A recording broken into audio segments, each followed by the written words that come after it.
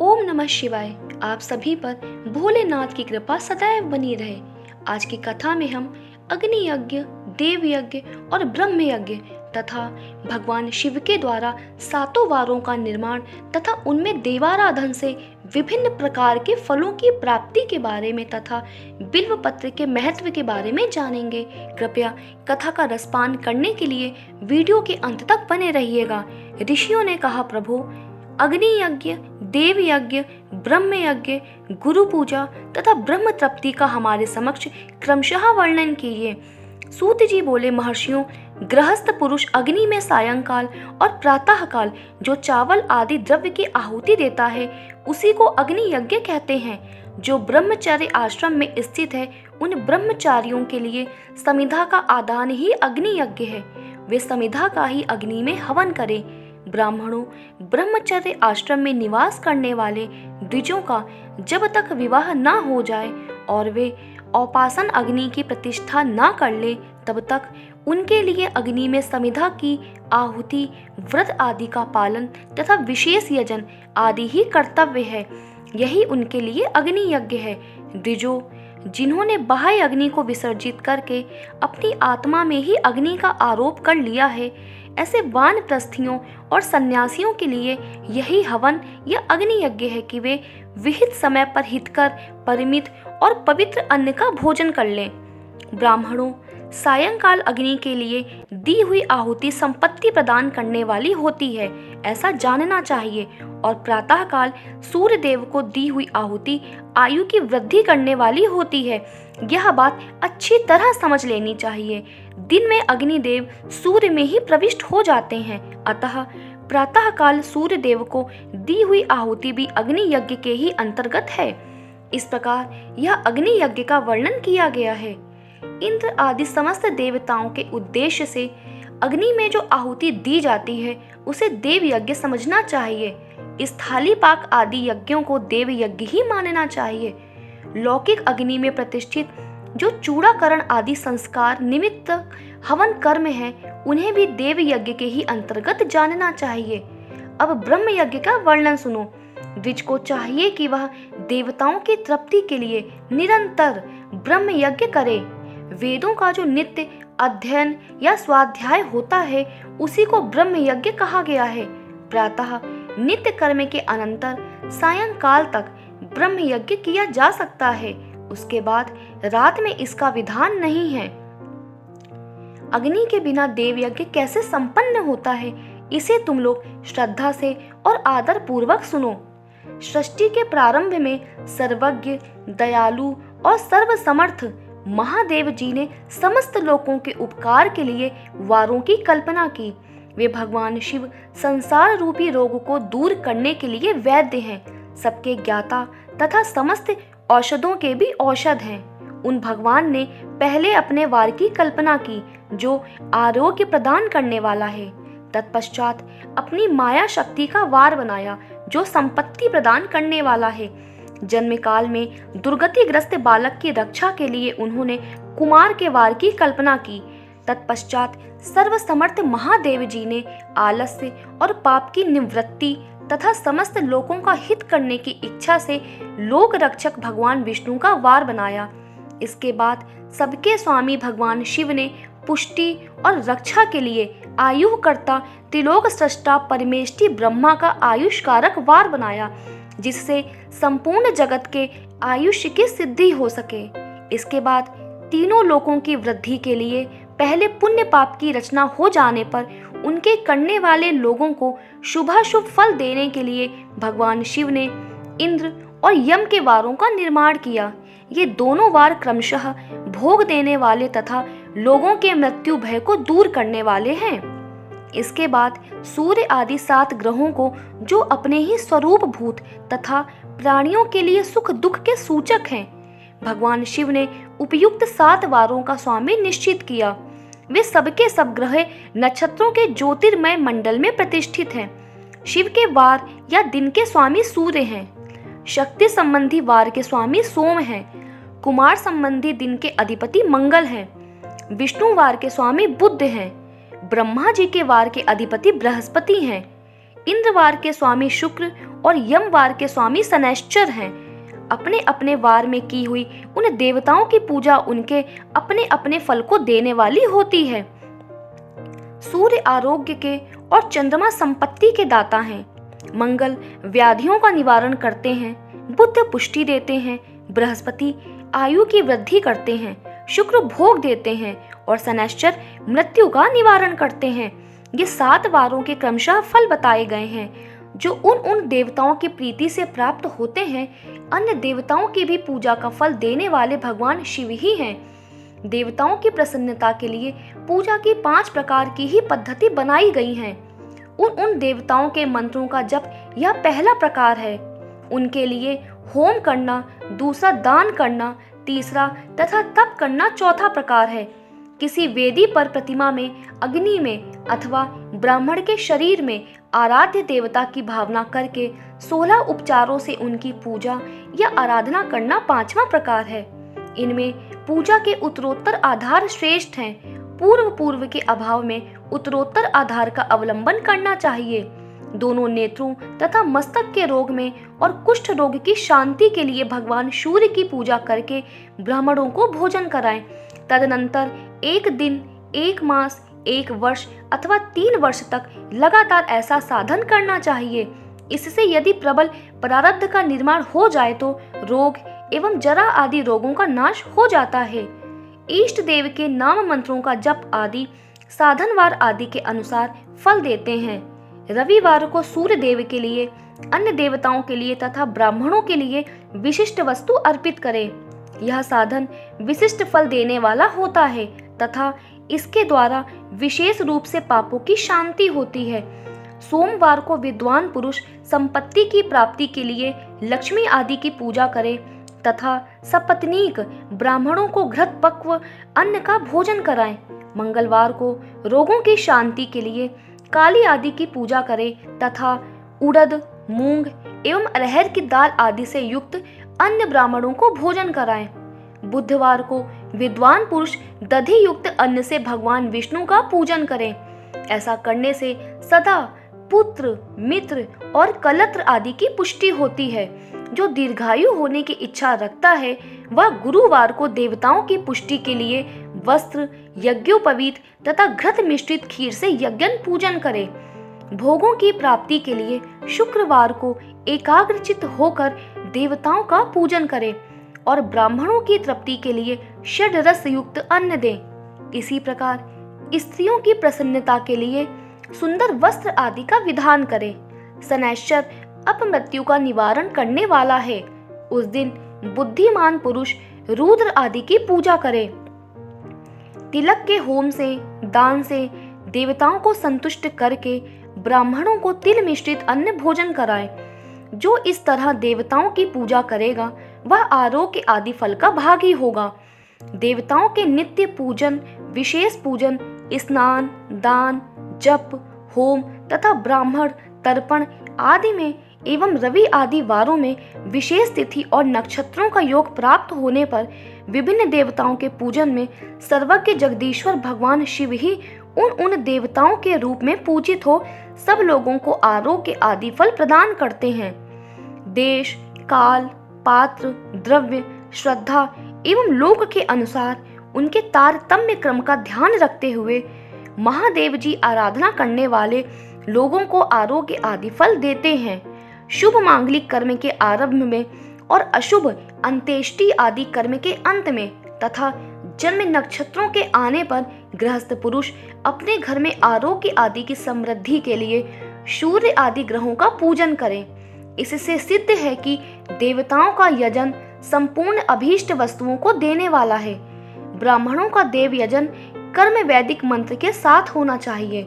यहाँ ब्राह्मण शब्द क्षत्रिय और वैश्य का भी उपलक्षण है। शूद्र आदि दूसरों का देव यज्ञ तांत्रिक विधि से होना चाहिए।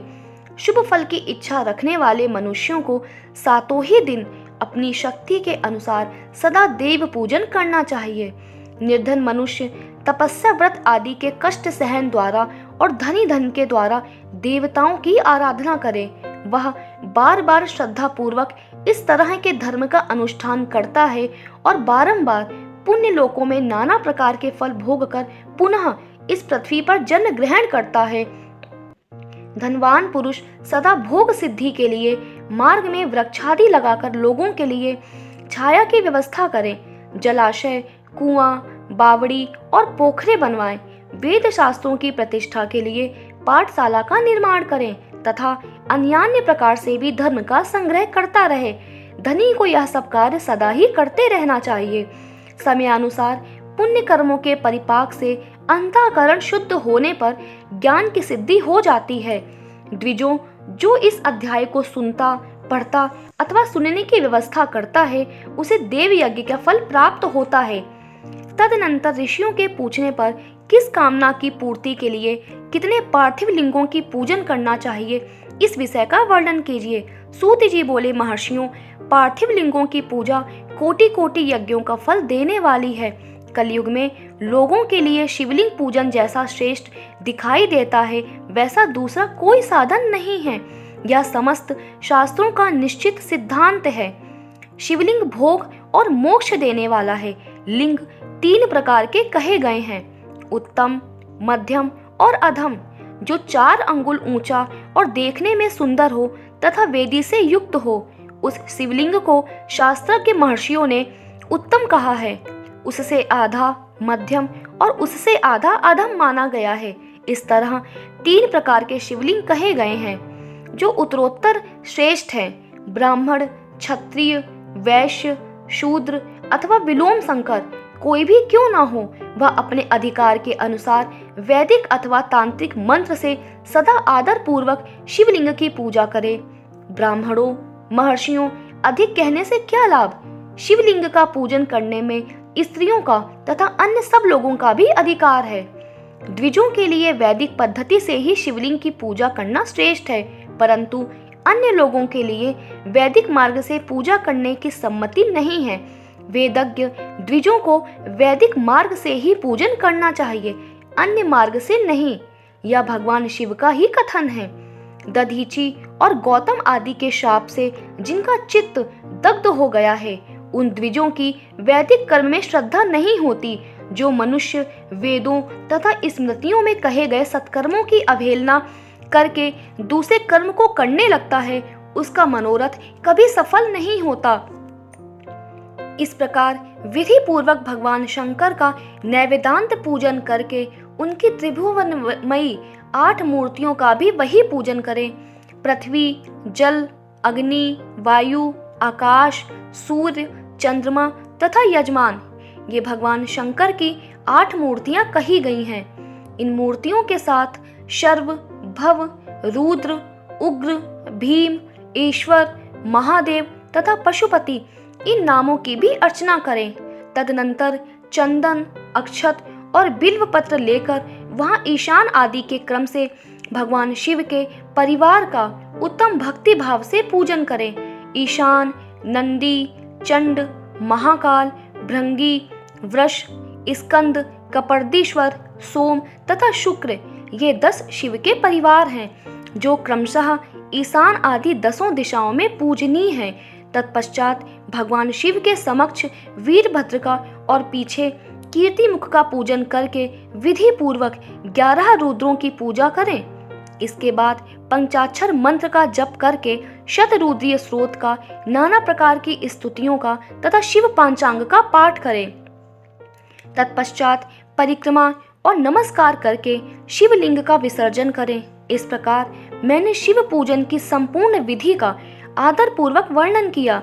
रात्रि में देव कार्य को सदा उत्तराभिमुख होकर ही करना चाहिए। इसी प्रकार शिव पूजन भी पवित्र भाव से सदा उत्तराभिमुख होकर ही करना उचित है। जहाँ शिवलिंग स्थापित हो उससे पूर्व दिशा का आश्रय लेकर नहीं बैठना या खड़ा होना चाहिए, क्योंकि वह दिशा भगवान शिव के आगे या सामने पड़ती है। इष्ट देव का सामना रोकना ठीक नहीं।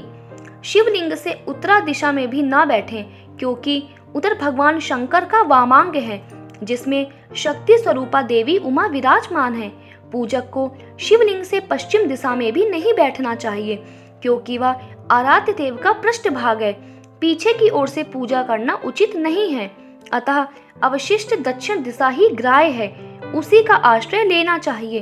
तात्पर्य यह है कि शिवलिंग से दक्षिण दिशा में उत्तराभिमुख होकर बैठें और पूजा करें। विद्वान पुरुष को चाहिए कि वह भस्म का त्रिपुंड लगाकर, रुद्राक्ष की माला लेकर तथा बिल्व पत्र का संग्रह करके ही भगवान शंकर की पूजा करे, इनके बिना नहीं।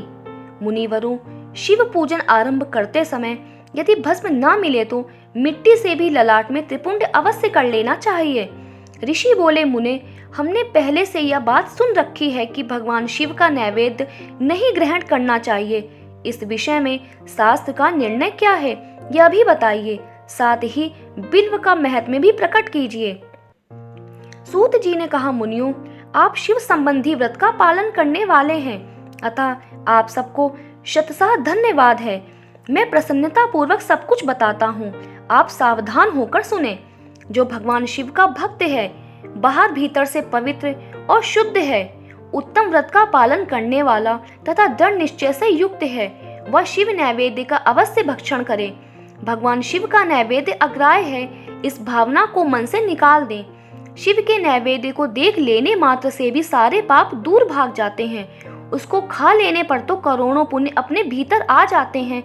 आए हुए शिव नैवेद्य को सिर झुकाकर प्रसन्नता के साथ ग्रहण करें और प्रयत्न करके शिव स्मरण पूर्वक उसका भक्षण करें।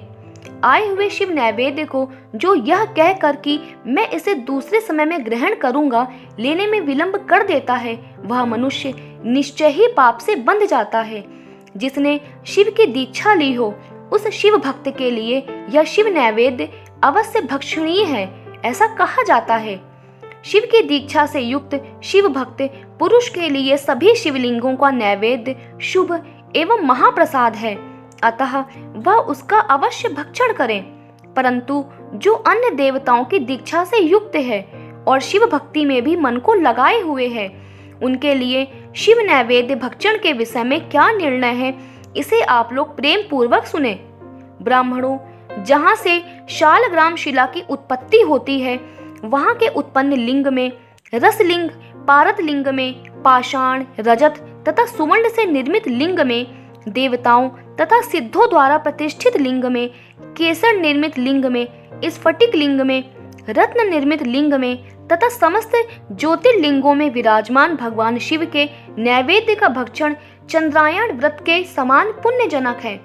ब्रह्म हत्या करने वाला पुरुष भी यदि पवित्र होकर शिव निर्माल्य का भक्षण करके उसे सिर पर धारण करे तो उसका सारा पाप शीघ्र ही नष्ट हो जाता है। पर जहाँ चंड का अधिकार है, वहाँ जो शिव निर्माल्य हो उसे साधारण मनुष्यों को नहीं खाना चाहिए। जहाँ चंड का अधिकार नहीं है, वहाँ के शिव निर्माल्य का सभी को भक्ति पूर्वक भोजन करना चाहिए। बाणलिंग, नर्मदेश्वर, लोह निर्मित स्वर्णादि धातुमय लिंग, सिद्ध लिंग, जिन लिंगों की उपासना से किसी ने सिद्धि प्राप्त की है अथवा जो सिद्धों द्वारा स्थापित है, वे लिंग, स्वयंभू लिंग, इन सब लिंगों में तथा शिव की प्रतिमाओं, मूर्तियों में चंड का अधिकार नहीं है।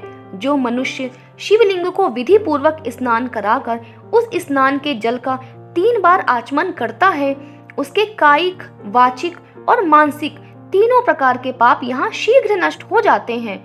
जो शिव नैवेद्य पत्र, पुष्प, फल और जल अग्राह्य है, वह सब भी शालग्राम शिला के स्पर्श से पवित्र ग्रहण के योग्य हो जाता है। मुनीश्वरों, शिवलिंग के ऊपर चढ़ा हुआ जो द्रव्य है वह अग्राह्य है।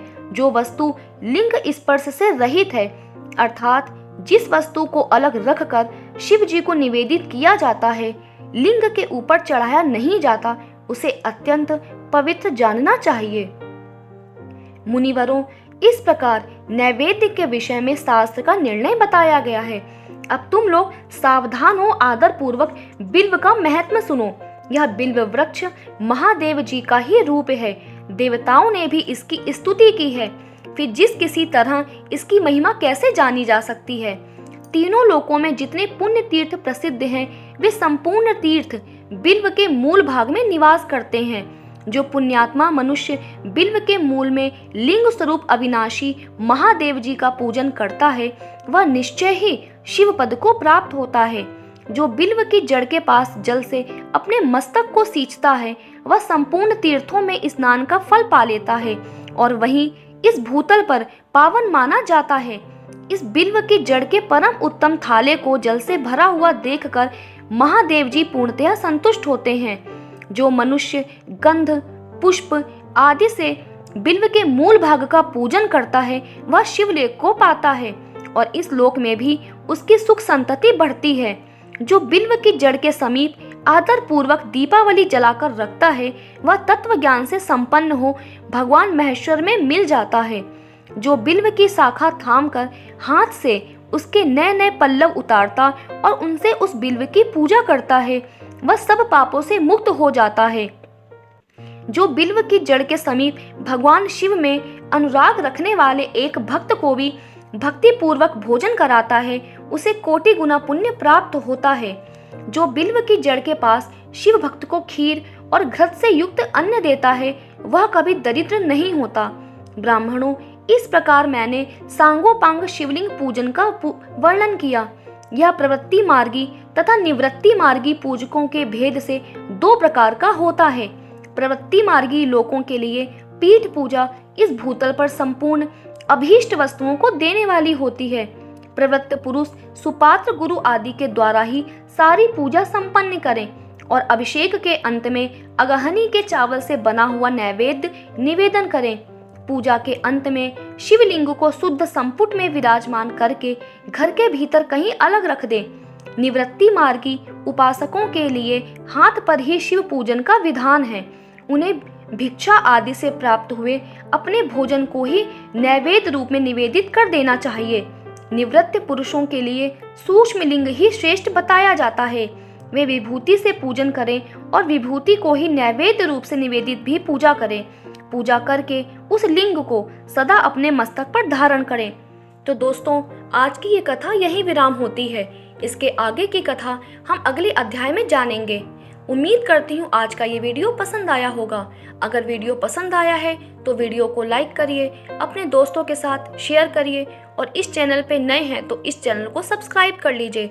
आप सभी का वीडियो के अंत तक बने रहने के लिए बहुत बहुत धन्यवाद।